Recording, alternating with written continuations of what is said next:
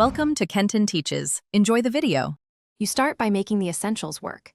Install Android Studio and the Flutter SDK, then add Flutter/bin to your path so commands run system-wide. Once done, open Android Studio and install Android SDK, SDK platform tools, and an x86-64 emulator image to run apps. Run Flutter Doctor now and follow its fixes. This ensures Android licenses are accepted and required plugins are installed. That prepares you to create a new Flutter project without hitting basic environment error. You create the project. In Android Studio, choose File, New Flutter Project, then Flutter Application. Make sure the Flutter SDK path points to the installed SDK and pick your desired platforms and languages.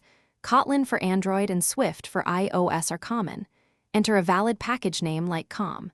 Example: app and a clear project location.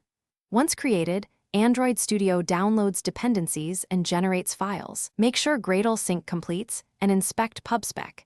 YAML so you understand where dependencies and assets live. You finish by running and testing. Launch an emulator or connect a physical device, choose it in Android Studio, and press Run to deploy your app. Use Flutter Run from the terminal or the IDE's debug to see output.